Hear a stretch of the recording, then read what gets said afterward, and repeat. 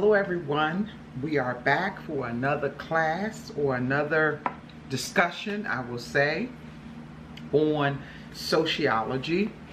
And last week we talked about roles and statuses in society, and we determined that in order to fulfill our roles properly, we had to adhere to society's construction of the roles that we play.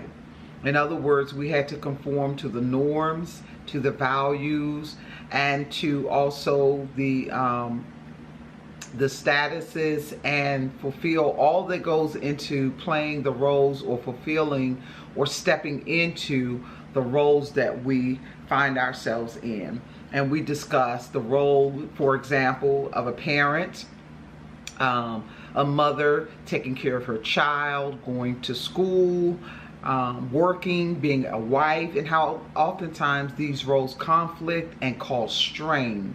And we don't just want to look at this conflict and strain from the perspective of the material roles that we play, but we want to also look at it from a organic perspective, from a conscious perspective, from a mental perspective, and from a social perspective. Now, one of the topics we're going to discuss today is double consciousness by W.E.B. Du Bois. And very few sociologists will hear anything about W.E.B. Du Bois because he became a sociologist later in his life after many other accomplishments that he had accomplished in his life. And one of the things that we know about W.E.B. Du Bois is that he was one of the first to receive his doctor's degree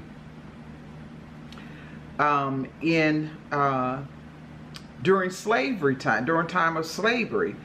And he was a very important contributor to an understanding of the souls of black people.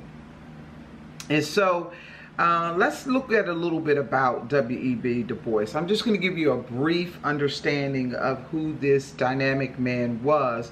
He was born February 23rd, 1868, which means he was an Aquarius, such as myself. He died August 27, 1963. And was an American sociologist, historian, civil rights activist, and a Pan-Africanist, author, writer, and editor. Born in Great Barrington, Massachusetts, Du Bois grew up in a relatively tolerant and integrated community. After completing graduate work at the University of Berlin and Harvard, where he was the first African American to earn a doctorate, he became a professor of history, sociology, and economics at Atlanta University. Du Bois was one of the co-founders of the National Association for the Advancement of Colored People in 1909. And so that gives you a brief understanding of Du Bois. And one of the things that he struggled with, not he struggled himself, but probably he did struggle with it in order to have an understanding of it. But he discussed the double consciousness that affects dark-skinned people during his time, but which we can still say affects dark-skinned people today. One of the concepts of double consciousness is considered to be the war, the external and internal war that black people go through in order to understand or in order to acquire a self-identity. We talked about roles, and I want to apply this to roles and statuses in order, but mainly from the perspective of role conflict and role strain. From the perspective of the black man and how his world is constantly ordered based on white European ideology. And when we talk about Du Bois and we talk about black and white issues, we're definitely bordering on race, talking about racism and talking about ethnicity and talking about class and stratification, poverty. All of those things touch this issue. But in this particular topic, when we discuss double consciousness, it's not from the perspective of saying that black people are dealing with two personalities. That is not the perspective here. Double consciousness means that we all know that consciousness is something we develop based on the society that we live in. Our consciousness of economics, of anything that has to do with how we understand the society we live in and how we are supposed to participate in that society. And so consciousness must originate in the economic and social relations within society. And this is what the Wiley-Blackwell's Dictionary of Sociology talks about when it talks about how we're dealing with consciousness. So we're not talking about something far out and something out of reach of our understanding, but we're talking about consciousness, whatever type we have, and it must come from our experiences, and it must come from the living experiences that we have. So in order to have a consciousness, we have to have experiences. Du Bois recognized during his time that black people struggled with a double consciousness, and that their struggle was because of the veil of their flesh, the veil of their flesh being the dark skin of their flesh. And they had to decide, or they were warring and conflicting and experiencing strain from the perspective of who am I? Who am I in this world? What is my role? What is my position? Because I'm a black man, I was told that I have no soul. I was told that I don't matter, that I'm only a servant, that I'm a slave, and that I am no more important to my master than the cows or the animals or any of these people that are ruled by white society. And so Du Bois recognized that black people were struggling with what we call in sociology a double consciousness. A double consciousness meaning that they are living through the eyes of the other. In other words, their concept of themselves come from what others say that they are, of what the white race says that they are. So black people, when they're looking at themselves, there's an inward understanding of who they are based on their experiences in society, and then there's the conflict of the outward understanding of who they are, which is being determined by the race that is more the dominant, more what is the word I want to use? The dominant race, and them being the minority race. And so double consciousness says that I live in a world where I am struggling to identify who I am between two consciousness. I have a consciousness of myself that says I am a human being, I am a person, I am different from the animals, I am in all biological terminology and terms, I am just like the very white man who says that I am not like him. And so therefore I struggle in my consciousness with the reality that I am just like this person, but then I have been told and I have been socially constructed or socialized to believe that I am something less than. And so there within yourself is a double consciousness. You are trying to fulfill the role that the other says that you should fulfill, and then you are trying to fulfill the role that you believe that you should fulfill because you are a part of the human race. And so while society is made up of groups and people in sociology, we study society and we study the relationships society has with people and the groups that are within that society. And so when you're looking at W.E.B. Du Bois and we're looking at his sociological theory or his social theory, and we look at double consciousness, we understand that that is still happening today. Black people are still struggling to understand who they are. They're still struggling to understand their objective consciousness. The other becomes the eye through which the world is viewed. It creates an internal warfare between black and white values and norms. Doesn't this sound just like what we just talked about role conflict and role strain? Ultimately, the black and white selves may merge into a more creative and unique self. So the black person is struggling with being black and trying to meet also up to the standards of what it is to be white, because white stood for humanity. It stood for what is human, what is good, what is great, what is high class, what it means to be above the animal. And so the black man struggled to identify with that and to try to live within that world view. And it became a strain, it became a factor of duality in his consciousness. Not only that, but he had to look at that through a veil, the veil of his black skin.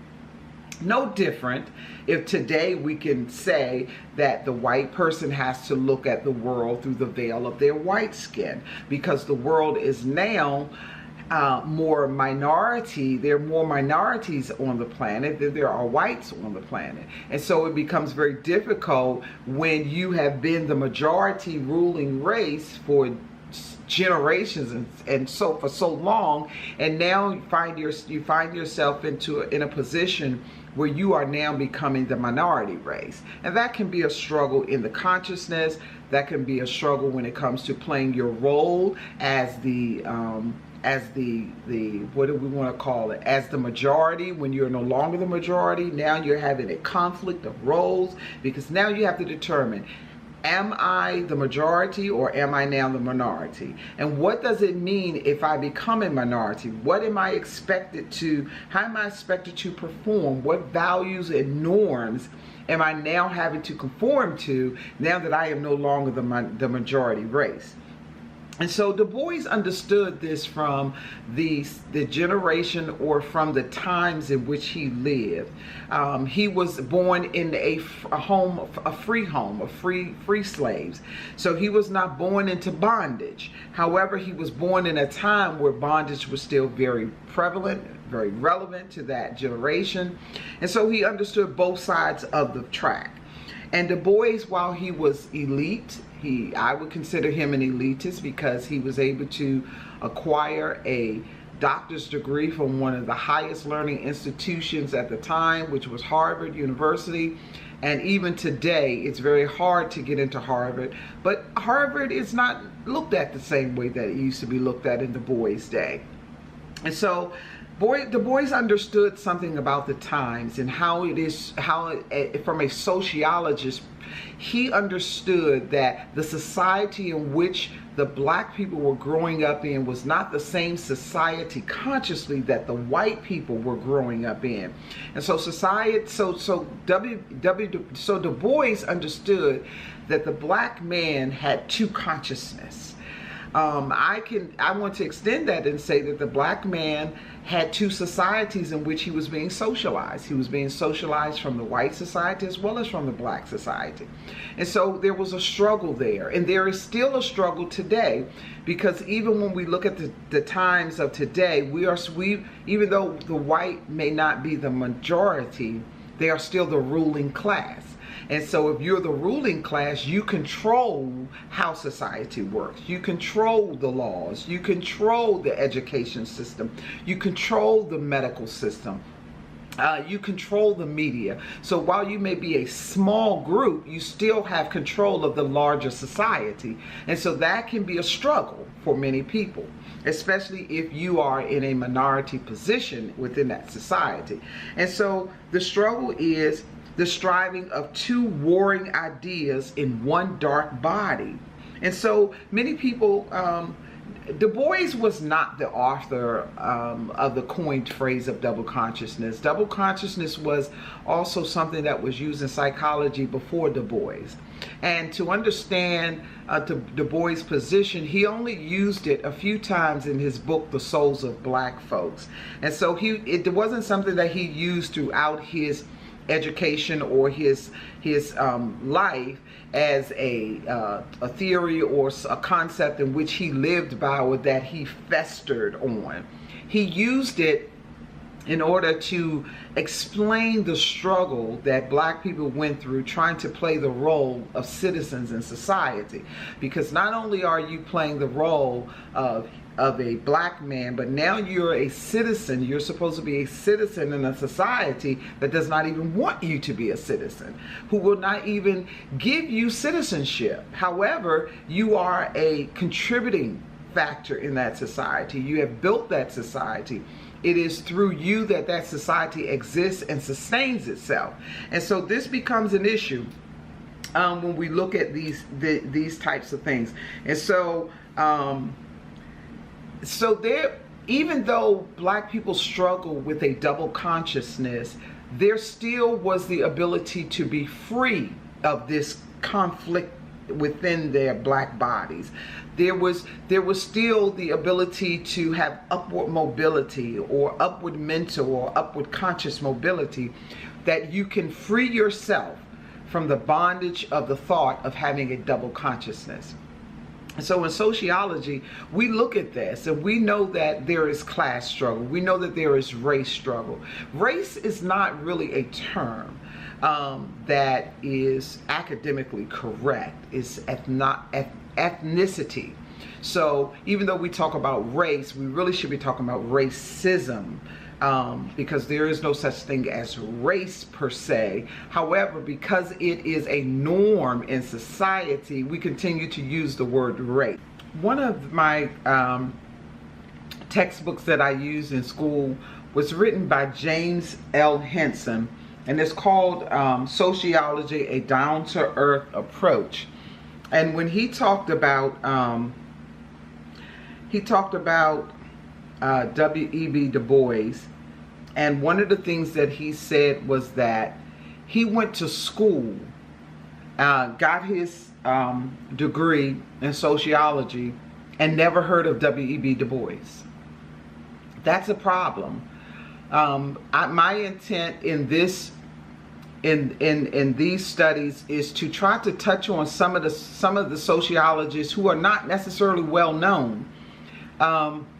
And to try to give people a perspective other than the mainstream academic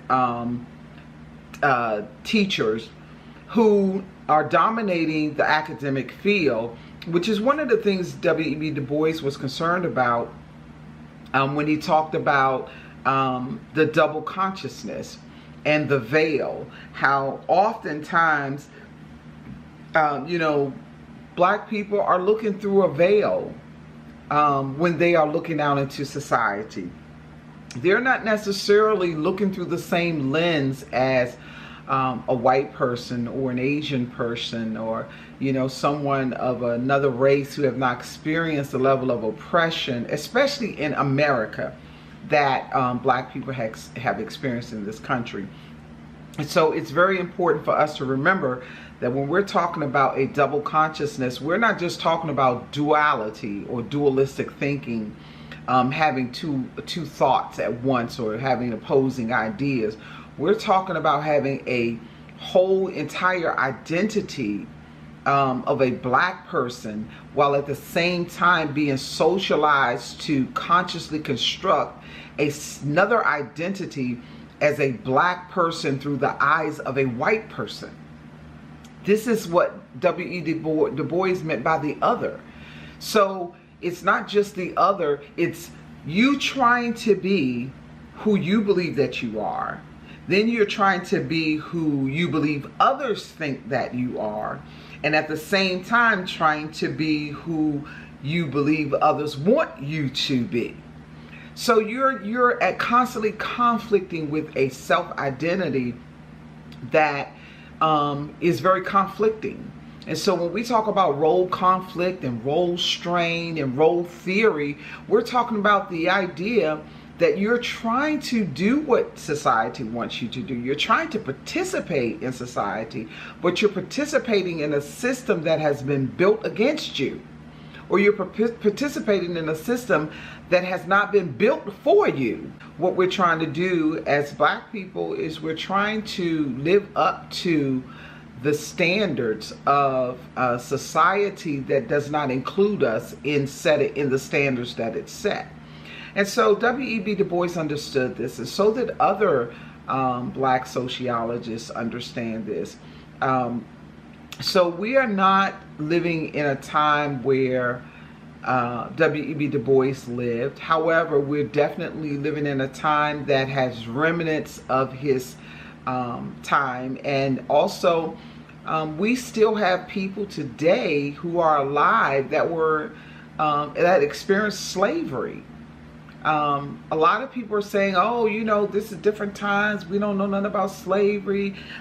90% of Blacks today don't even talk to their kids about slavery. So the kids today, Black kids today, have no experience with slavery and the atrocities that went along with that. And W.E.B. Du Bois, in his book, The Souls of Black Folks, was basically trying to relate to society at large. Listen, Black people got souls. Black people are not just inanimate objects for you to use as you choose. And so the roles that we were playing back then was that of a slave, housekeepers, bed warmers, wenches. If you look at the roles that Black people had to play in a society that was not created or developed for them, you can understand why W.E.B. Du Bois talked about the double consciousness and the veil and the other. And so now we are finding ourselves trying to get through the processes of the roles that we have been socialized to play from our parents, our grandparents, our great-grandparents, our great-great-grandparents. My father is a World War II veteran. He's 92 years old, and he's still alive today. And talking to him often, you feel like you're talking to someone who is in some type of fog, because even though he's relevant in his thought system and in his ideology, it's still relevance based on how he connects it from his times. And so the conversations becomes a lot of times a little strained, because you're talking about different concepts and different ideas and different terminologies. Terms that may have been negative in his day are now more acceptable in mainstream society. And so, talking about W.E.B. Du Bois, we're not trying to give a biological or biographical sketch of him. What we're trying to do is pull in some of the concepts and theories, sociologically or psychologically or social psychology, from people who are not well known in the mainstream society or mainstream academic of American society. And in conclusion, on our Facebook page called Sociology, we have over 7,000 participants on that page, and they are from every facet of the world. And I am learning of sociologists from all cultures and ethnicities who have contributed to the study of sociology and to the formation of sociology. And these people are classical sociologists. They are just not taught in mainstream European academic settings. However, if I was to go to Dubai, I would find that these are relevant topics for these people. And so we want to just thank you, and hopefully we will see you next time, and hope that you will enjoy this video. Please comment, like, and subscribe, and we will see you next time. Bye-bye.